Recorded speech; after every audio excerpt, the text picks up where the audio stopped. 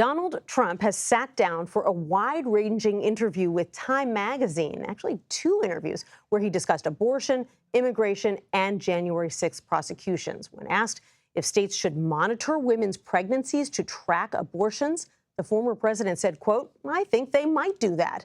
Again, you'll have to speak to the individual states. Look, Roe v. Wade was all about bringing it back to the states," unquote.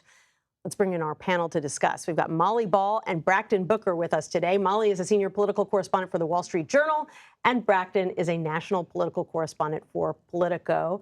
Welcome to you both. This was a really eye-opening pair of interviews. You know, we hear from the former president a lot, no question. We hear from him at the courthouse every day, but it's not that often, Molly, that he sits down with a mainstream journalist who is able to grill him over a long period of time.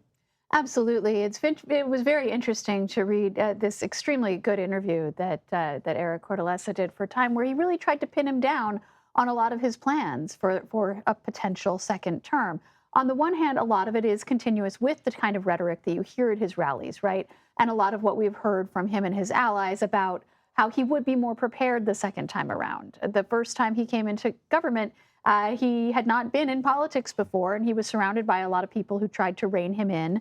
And so I think we know that if he were elected a second time, he would be surrounded much more by loyalists and enablers who would be committed to allowing him to prosecute his vision really to the max.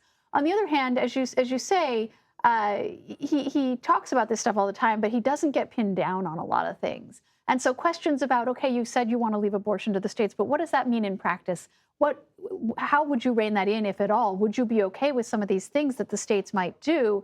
And you see him being very non-committal and not seeming to have thought a lot of these things through, and taking these I think, disturbing to a lot of people positions, like saying, well, the states might do that. They might go after women who try to get abortions. Who am I to say? Mm-hmm. And it really sort of puts meat on the bones of these sort of vague pronouncements he's made. Right. He wouldn't say where he stands on abortion medication, mifepristone, but he said he's going to come out with a statement next week. So we'll see if that happens. Just to recap, Brakkton, Cortellessa says that basically the former president showed a willingness in the second term to stretch norms and laws in several different areas.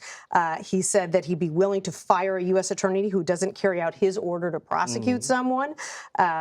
He said that he would be willing to send out the National Guard or the military to round up migrants who had entered the country illegally. And when Cortellessa challenged him on that and said, sir, the law says you can't deploy the U.S. military against civilians, Trump said, well, they aren't civilians.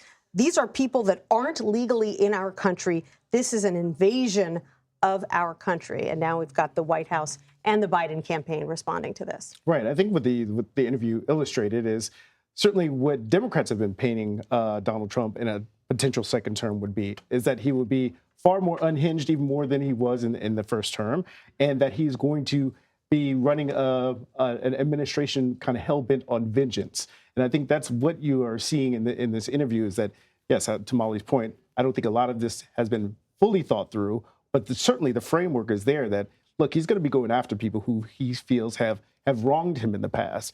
He's certainly going to be going after folks who feel like, well, you know, on the abortion issue, it's like states' rights, but I will put my thumb on the scale if I have to, if I feel like that's the most politically expedient way to address this issue. So I think what this actually does is help Democrats. You see that Kamala Harris, Vice President Kamala Harris, is going down to Florida, where they're trying to make abortion in play and try to put Florida back in play and make it a battleground state. So the timing of this interview, I think, is very helpful for Democrats trying to really drive this message home. I want to ask both of you about something that doesn't appear to be helping Democrats that much, and that's unrest on college campuses. What do you make of the way that the White House has been approaching this? The president really has not been out in public saying much at all. He makes statements through his advisors. His spokespeople issue these harshly worded comments, but he himself has been largely absent publicly from the discussion.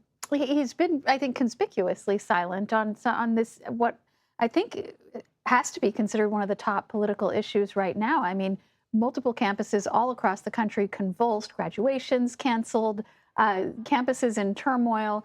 Some comparing this to Charlottesville, which was the reason that Biden first said he ran for office, was, the hateful statements made at a protest that was not entirely peaceful, and in fact resulted in someone getting killed. And this is now a multi-week, set of encampments at multiple universities where a lot of hateful things have been said. Even if you want to say that most of the protests have been peaceful, a lot of disturbing, imagery and signs and symbols have been out there. And yet, aside from, sort of a tossed-off answer to a question shouted at him, the president has not taken it upon himself to make a statement on this. And I think the reason is that this is a deeply divisive issue within the Democratic Party, where we've seen Democratic members of Congress take really both sides of the issue, some appearing to support the demonstrators on some campuses, some appearing to denounce them. And the party, I think, is very deeply divided over this. Okay. Molly Ball, Brakkton, very quickly, any thoughts on how the White House is handling this situation? Look, I think it's definitely a difficult situation for them. And certainly we've seen this play out. This is sort of the next wave. We saw this kind of with the uncommitted vote in certain states like Michigan, Wisconsin. And now we're seeing this play out on college campuses. And Biden needs help with trying to get young people to the polls in the first place. So him coming out forcefully about these college protests is not going to be helpful in that regard. Brakkton Booker, Molly Ball, that's the last word. Thank you both so much for being here. I really appreciate it. Thanks for having us.